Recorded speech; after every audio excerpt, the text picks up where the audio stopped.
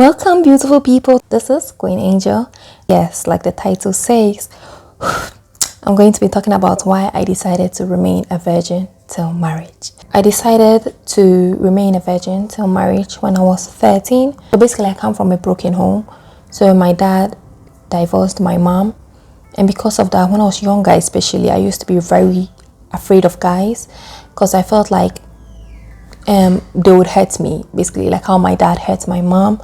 So one day I was just in school and then my friends were talking about masturbation. I hope I don't get demonetized. Yeah, I didn't know what I was because I was very naive, I would say. And they asked me, "Oh, Angel, do you know what masturbation is?" I was like, "No," and they told me what it is, and I was like, "No," and they were laughing at me. And then later I wrote in my diary because I felt like if I was better than others, because I knew masturbation is wrong, it's lust, so it's wrong in God's eyes. So I felt like if I was better than others and I kept myself purer, then God was going to bring me the perfect man, a man that is not like my dad. So I wrote in my diary that, so I don't have that diary. I don't know. I don't have that diary, but I rewrote what I wrote in that diary in the 30th of March 2021. I vowed to remain a virgin till marriage when I was 13 in December 2011. My friends, I cannot see their names, they were sitting on the table talking about masturbation. And I didn't really get it. Later, they were like, "Angel, do you know what it is?" I said, "No." And then they told me. Then I wrote this in my diary. To be honest, I did because I thought if I was better than everyone, God would bring me the right man because I was scared of getting a man like my dad. Also, I was scared of boys. I'm going to remain a virgin till marriage, and if I don't remain a virgin till marriage, something should happen to me. I will not say that because I've renounced it now. You cannot bring a curse on yourself just because you want to keep a promise to God. Don't do that. Because what I said, I might make another video on it, but what I said actually came to affect me. If you want to make a promise to God, let your yes be yes, let your no be no. Don't be adding more to it. So that was my reason. But now, like I wrote, now that I know the truth, my reason to remain till marriage has changed. I'm going to get into the reasons why I decided to remain till marriage and why my reasons changed. So at first my reason was more because I felt like I was making a deal with God that if I'm pure and untouched, then God will also be like, "Okay, I'm going to give this girl that man." Not knowing that God gives us things not because we deserve it, but because He loves us. It's not because I am remaining a virgin till marriage that He was going to bring me the perfect man. Even though, yes, it's going to help me, of course. But that does not mean that I can make a deal with God like that. So the reasons why my reason changed is because of prayers. I was praying to God a lot. And last year was when I was trying to find myself. And I was trying to get away the fear of being scared of guys. That's why I've not actually been in a relationship, just some situationships. Because I was just so scared. I was scared they are going to hurt me and all that. For one, I want to glorify God with my marriage. I want to glorify God with my body and with my marriage. And also, I don't want to sin against my own body. So 1 Corinthians chapter 19 to 20 says, "Do you not know that your bodies are temples of the Holy Spirit who is in you, whom you have received from God? You are not your own. You were bought at a price. Therefore, honor God with your bodies." God has bought me at a price, and my body is a temple. And what is a temple? A temple is a place that is sanctified. Also, you might say, how am I indulging in, all the good things in life, having multiple partners or whatever? I'm not judging you, but I'm just saying that, like, having good old, doing the do. How is that sinning against my own body? Flee sexual immorality. Every sin that a man does is outside the body, but he who commits sexual immorality sins against his own body. And this is true because not only can, premarital sex, not only can it cause premarital pregnancy, and that can make you a baby mama. Like, look at the number of baby mamas here, like out now with single fathers. I can't deal. Look at my mom. Like, she had a whole month, but it was like, even though they were married and all, it was like there was nothing there. So imagine if she actually didn't marry him, because she sent him to the court, and because they were married, he was obliged to look after us. But imagine if she just had him as, in premarital or whatever. Imagine how worse that would have been. The probabilities of having an absent dad is even way higher. You can also contract all sorts of diseases. And also, haven't you noticed that after you give guys the flower, I call it flower, but after you give guys the flower prematurely, they change like there's no tomorrow, like they just switch up. And that happens in most cases, especially if you give it to them prematurely when they've not done nothing to earn it. And to be honest, in my case, without the commitment of marriage, they've not done anything to earn it. So don't you see that normally the guys will just change, and that will just leave you feeling confused and feeling used and feeling dirty and feeling guilty, leaving you a broken mess. You're doing all this to yourself just because of 5 minutes of pleasure. 5 minutes. Like, when I heard that 8 minutes was the average, I was like, so because of 8 minutes, people are literally ruining their lives.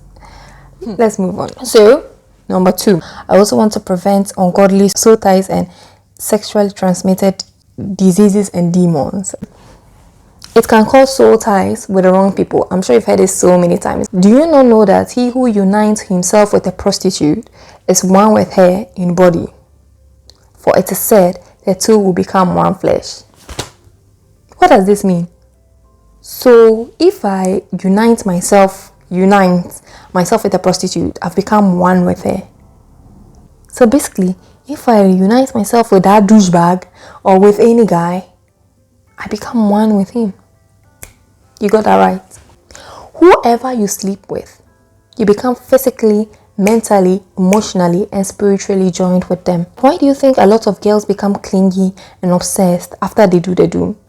Like, you might be like, oh, he's just my sneaky link or whatever. I saw a TikTok of a girl that was like, why is it that this guy is just my sneaky link, but after we did it, I can't get him out of my mind? Why do you think that's the case, girl? It's them soul ties. And it's affecting women more. Like, the reason women become more emotional is not only because we are emotional, but it also has scientific basis. So I don't want them to demonetize me or whatever, but during the do, oxytocin is a hormone that is released in a woman, like a lot of oxytocin, and it's called the love hormone, bonding love hormone or whatever. So that makes a woman feel like she's in love with him. Like, it bonds a woman so deeply to a man. But with a man, dopamine is released. Dopamine is pleasure. It's just the pleasure hormone. It's also released for a woman, but it's released way more for a man. And oxytocin is very low released for the man. And testosterone goes down. And that is why they want to pull away after they've done it. They don't want to be near you. That is it.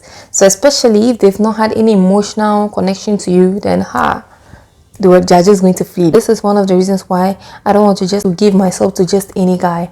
Like, in the beginning, it might seem like it's all good, but then later, after you've given it to them, then that's when they will reveal their real true nature to you. And then when that happens, what are you going to do then? You just end up feeling guilty and feeling used. So yes, that's why I want to avoid that. And also STDs. Not the STDs you are thinking of. Well, that and also this STDs. Apart from all the diseases like AIDS. Oh my gosh, AIDS was such a scary thing when I was younger in Ghana. AIDS, chlamydia, all them diseases. STDs also stand for sexually transmitted demons. Yes, I said demons. So when you sleep with somebody, they are demons, especially since the F-boys. Yeah, let me get back to this. So basically, when you sleep with somebody, the demons of whoever you sleep with also become yours, because like the Bible said, what did they say? You become joined one with them. If you are joined with a prostitute, you become one with a prostitute. If you are joined with an F-boy, you become one with them. And whatsoever demons the F-boy has or whoever has becomes yours too. That made me realize why it's so hard. How people say like F-boy D is better. I don't know how to say it, but basically, like when you sleep with an F-boy, it's so hard to, or a bad boy, it's hard to remove, because I'm sure they have most demons. I'm not judging. I'm just trying to analyze this. I don't know if it's the case or not. why you become so bonded to like a guy that is not good for you, but that could be the case. Yes, when you sleep with them, you become one with them. And when the other people that they slept with too, whatever demons they got from those persons, those demons also become yours. That's why so many people, like, don't you see how so many people are so depressed and so anxious? And it's like some people will have everything, but they just can't have a still mind. Why do you think that's the case? Because you're having so many multiple partners, and it just makes you feel like you're a mess. Like, you see, some people, it seems like they just can't be okay. Like, it seems like they are bipolar. Like, one day you feel good, another day you feel not okay. It's all them demons. And like, it's just really crazy, guys. It's just really this is really spiritual, but people don't even see it. They just see the physical aspect, or they think sex is just physical. Well, let me tell you this, it's not. Have you seen, like, when children, when you see that they start having sex, you see how they change? Like, you feel like they've all of a sudden become a different person. The third reason, because not everyone deserves it. Your flower is so precious. It's so precious. God enclosed this so beautifully. Just kept it in his own safe place. So nice and kept nicely. Because it's so precious. So why should just any guy, just because he looks good or he says the right words or sends you on just like one date, why should he have it?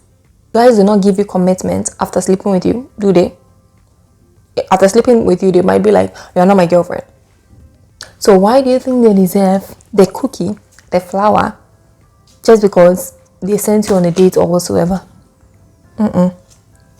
Nowadays, sex is so normalized that people don't even see the value of waiting for the right person anymore. If you want to know more about my last situationship, please click the link above, because I spoke a lot about it on the last videos. But basically, so my situationship, that guy was just, he told me that it's not reasonable and he's going to talk me out of it. And I felt like if I had continued longer with him, he might have forced it out of me. Maybe not force it in the sense, but coerced me in such a way that I would have given it up. Because he kept saying all the time, he wants to come to my room. He will not send me anywhere. All what he wants is to come to my room. What are you coming to look for in my room? Have you left something in your room? My room?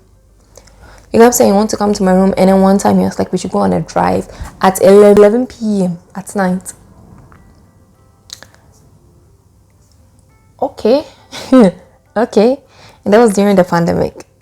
So because it was during the pandemic, I was like, it was plausible because we couldn't go anywhere anyway, you know. So if he says he should come to my room, I was going to be like, oh, okay, fine, it's fine. Or go to his car, it's okay, because it's not like he can actually send me somewhere. But well, we could just sit outside, can't we? Well, no, he just wanted to come somewhere inside a closed area. And I don't know, God just gets blocking like, it's just crazy. I might tell that story time sometime, because I felt like it was just God was just protecting me. Otherwise I would have lost it when I was like 21.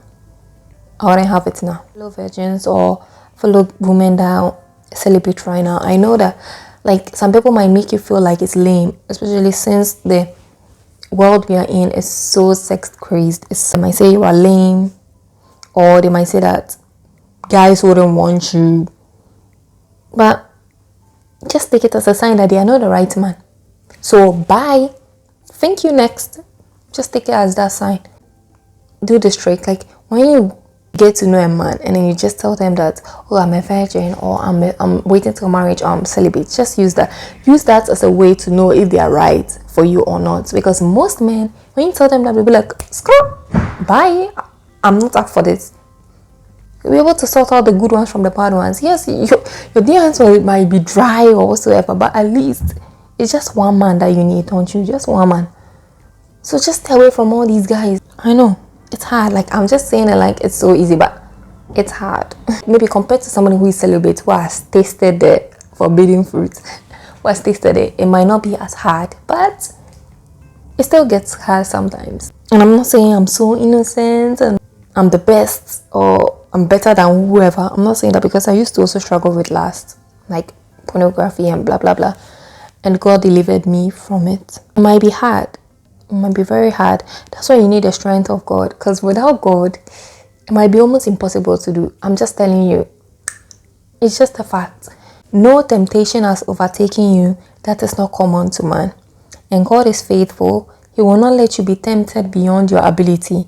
But even with the temptation, He will also provide a way of escape that you may be able to endure it.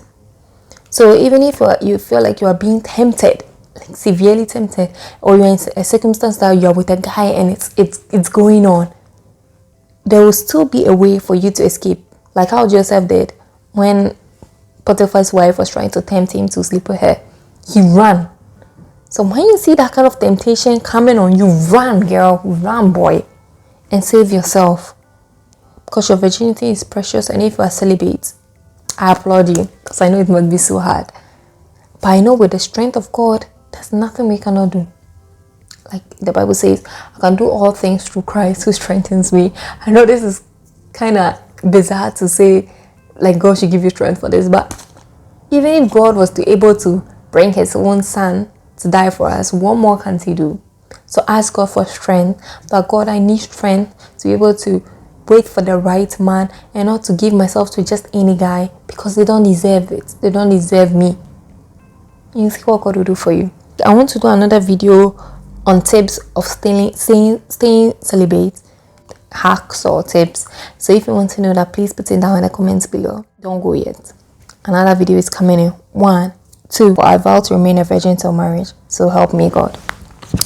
So this is in my diary. It's right here. It's old. Thank you for watching. I'll see you in another video. 3.